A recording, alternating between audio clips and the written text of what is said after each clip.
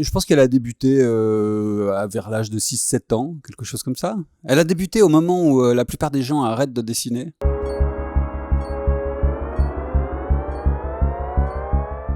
Non, non, pas du tout, parce que ça arrive très souvent, et ça arrive depuis un moment, ça arrive souvent. C'est-à-dire que je pense qu'il y a énormément d'auteurs, que ce soit de romans ou de bandes dessinées, à qui on propose des adaptations, et qui généralement ne se font pas. Je pense que le principe, c'est comme il faut nourrir une machine de fiction filmée qui produit de façon exponentielle. On va chercher partout des sources à adapter. Avant, je pense qu'on se focalisait sur les succès, et puis maintenant, on va chercher les petits succès ou les choses qui sont passées sous les radars, parce qu'il faut nourrir la machine, quoi. Donc en fait, moi, il y a tous mes bouquins, enfin pas tous mes bouquins, mais beaucoup de mes livres sont optionnés ou en cours d'adaptation qui finalement ne se feront pas, ou voilà. Donc non, je n'étais pas du tout surpris, non. Après, parce que je vais donner l'impression que toutes les adaptations sont faites par James Cameron ou Steven Spielberg ou Shyamalan. Non, quand il y a le nom de Shyamalan, oui, là, il y a une petite surprise supplémentaire. Parce que généralement, on a affaire soit à des producteurs, soit à des gens dont on connaît vaguement les noms, quoi, ou qu'on fait un court-métrage ou des choses comme ça. Non, le mec du Sixième Sens, oui, petite surprise. Je me dis, tiens, oui, voilà. Ouais, déjà, ce qu'il faut comprendre, c'est que tout ça, ça s'est fait par le scénariste. C'est lui qui a été contacté en premier. Donc moi, j'ai suivi ça un peu de loin, mais même lui n'a eu aucun pouvoir de décision. Parce qu'en fait, ce qu'il faut comprendre, c'est que surtout quand c'est avec des Américains, quand vous traitez avec des Américains, il y a deux possibilités. Soit vous mettez le pied dans la porte. Donc ça veut dire qu'il faut engager des avocats, qu'il faut se lancer dans des négociations. Nous, les Européens, on est des herbivores dans un monde de carnivores. Donc, ça veut dire qu'il faut changer de peau, il faut rentrer dans un monde qui est a priori pas le mien. C'est faisable. Mais moi, quand j'ai signé avec moi-même à 18 ans, c'était pas pour ça, moi. C'était pour vivre de mes livres et être libre. Alors, si c'est pour rentrer dans des bras de fer avec des producteurs hollywoodiens, je suis pas sûr. Donc ça, c'est une possibilité. Et l'autre possibilité, c'est que vous prenez l'oseille et vous lâchez vous donnez les clés du camion, quoi. Voilà. Et en fait, c'est très bien comme ça. Moi, ça me convient parfaitement, moi. L'idée d'être déçu ou pas déçu, ça, c'est parce que il faut répondre à des journalistes. Et moi, je passe les 3/4 de l'interview avec le journaliste à expliquer que je n'ai pas à être déçu ou pas déçu. Qu'en fait, moi, je fonctionne pas comme ça. Le livre ne m'appartient plus à partir du moment où il est fait. Ensuite, je constate quelque chose. On est dans une ère où tout le monde a une opinion sur tout, où tout le monde ferait mieux que n'importe quel grand réalisateur. Non, moi, j'aurais pas fait comme ça. Puis, évidemment, à la fin, à force d'usure, je donne un avis. Et donc, évidemment, on va retenir l'avis que j'ai donné, mais pas la nuance que j'ai exposée pendant 3/4 d'heure. Donc, je me pose pas cette question, comment est-ce que j'aurais fait. Pour moi, le livre, ce qu'il faut savoir, c'est que dans les premières versions proposées par Pierre-Oscar Lévy, donc pour faire une bande dessinée, Pierre-Oscar avait en tête quelque chose de beaucoup plus large, avec plusieurs épisodes. Et donc, il y avait à la fin de Château de Sable, pas une résolution, mais une espèce de pont vers ce qui serait des suites. Et donc, on quittait ces personnages pour avoir une explication, un développement, quoi. Et moi, très vite, je préférais, ce qui m'excitait le plus, moi, c'était d'en faire une espèce de fable existentielle, et donc de ne jamais quitter les personnages.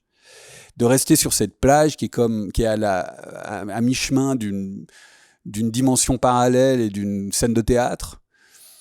Et ça me semblait porter une angoisse beaucoup plus puissante, quoi. Voilà. Et donc, moi, si vous me demandez comment est-ce qu'il aurait fallu faire, il aurait fallu faire ce qui est dans le livre, c'est-à-dire déjà même pas un film, en fait. Parce que je pense que ce qui est efficace pour ce récit, et comme beaucoup de récits de bande dessinée, vous parliez de comics tout à l'heure, c'est le dessin. C'est le fait que ce soit dessiné. Parce que dès que vous mettez un super-héros dans un costume, moi, sauf quelques rares exceptions, je ne vois plus que le costume, quoi, sur un écran. Ouais, je vois les plis du tissu, je vois le spandex hyper technologique qu'ils ont fabriqué avec la NASA pour le truc de Spider-Man, là, tout ça. Je ne vois que ça, moi. Tandis que quand on lit quand les personnages sont dessinés, ils deviennent euh, l'effet miroir avec le lecteur est beaucoup plus puissant qu'avec des acteurs, je trouve, sauf quand on fait du cinéma. C'est-à-dire quand on filme des acteurs. Moi, dans Old, j'ai pas vraiment vu d'acteurs, pour être honnête. J'ai vu des espèces de supports, de véhicules.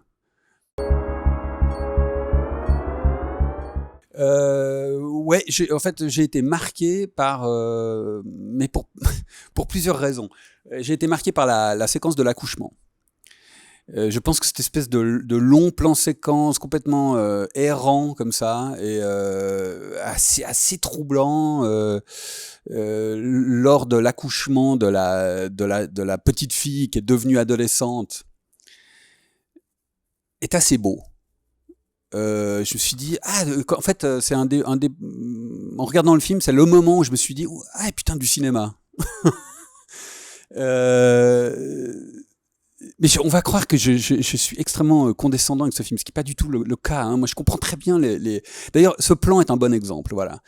Qu'est-ce que je me suis dit ? Je me suis dit, du cinéma. Je trouvais le plan intéressant. Je trouvais qu'il y avait une espèce de flottement, une forme d'angoisse, comme un état de choc, comme le rendu d'un état de choc, quoi, qui était assez intéressant. Mais en même temps, je comprenais pourquoi il faisait le plan.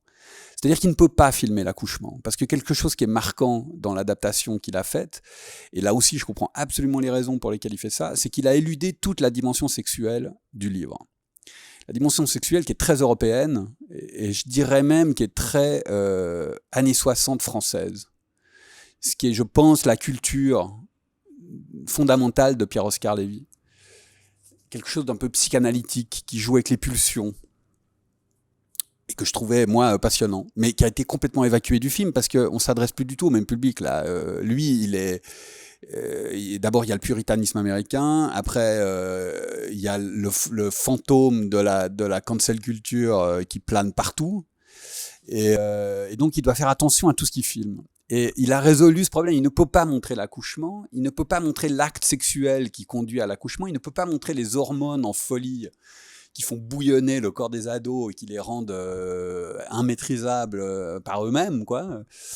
Et donc il a une multitude de problèmes narratifs, moraux à résoudre, et ça donne ce plan qui est, je trouvais assez beau. Et en fait, on ne saisit la naissance que par le son.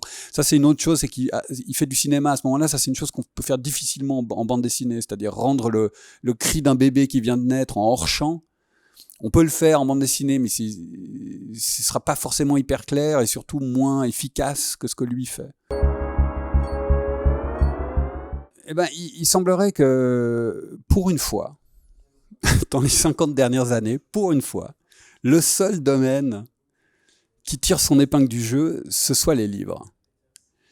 Parce que les librairies ont des échos que moi j'ai entendus, parce que je suis allé dédicacer en France quand ils ont rouvert. Je connais des libraires, évidemment je connais la chaîne du livre, comment ça fonctionne, la distribution, les éditeurs. Bah écoutez, les éditeurs ont fait leur meilleure année depuis longtemps, pendant l'année du confinement, et beaucoup de libraires aussi. Donc tout s'effondre. Enfin, ou d'ailleurs peut-être tout ne s'effondre pas, j'en sais rien, mais c'est ce qu'on entend, ok ? Tout s'effondre, sauf les livres. Et alors, pour quelqu'un comme moi, c'est totalement inhabituel, parce que normalement c'est l'inverse. Tout fonctionne, puis les livres, tout le monde se plaint, c'est la catastrophe. Bah là, pour la première fois, c'était pas ça. Donc non, moi... Et puis l'autre chose, c'est que moi, je vis confiné depuis 25 ans, moi. Je fais un métier de... Je suis confiné, je suis comme un moine, donc... Tout à coup, j'ai réalisé que cette vie était insupportable pour énormément de gens, et je me suis dit, mais comment ça se fait que moi je la supporte en fait ? Est-ce que je suis étrange ou peut-être un peu misanthrope ? Je ne sais pas. Non, concrètement, ça n'a rien changé. Il y en a 3, mais elles sont au stade de l'option. Et donc, c'est trop compliqué, enfin c'est trop aléatoire et risqué de dire voilà, ça va se faire avec telle personne dans telle condition. Ce que je peux vous dire, c'est que il y en a une sur Lupus qui est un récit de science-fiction intimiste. Il y en a une sur Coma qui est dans l'air, qui est une espèce de récit fantastique enfantin, mais en même temps assez cruel, avec des créatures.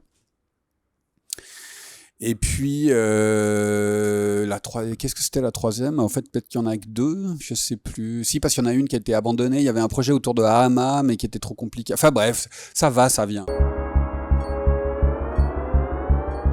Bah là, je travaille sur une série avec Serge Lehmann. Serge Lehmann, qui est un écrivain et scénariste de science-fiction, et avec qui j'avais fait L'Homme Gribouillé il y a 2 ans. Voilà, il y avait aussi un projet d'adaptation en série d'ailleurs pour L'Homme Gribouillé, mais qui a été abandonné. Et là, on fait un projet de polar. Et récemment, il a été qualifié de polar à la croisée des genres. Et ben, je trouve que c'est pas mal. Moi, je définissais ça comme une tentative de faire un Twin Peaks écrit par Jean-Patrick Manchette. Mais c'est un peu, c'est de la niche quand je dis ça. Je pense que polar à la croisée des genres, c'est bien. Ça s'appellera Saint-Elme. Le premier tome sort chez Delcourt en octobre. Et il y en aura 4. Et moi, je suis en train de réfléchir en collaboration à un gros truc de SF, de retour à la SF, mais cette fois de pas faire de la SF prospective, terrienne, mais d'aller vers une sorte de space opéra ou de planète opéra avec une touche de samouraï. Oh no. We're here for a reason.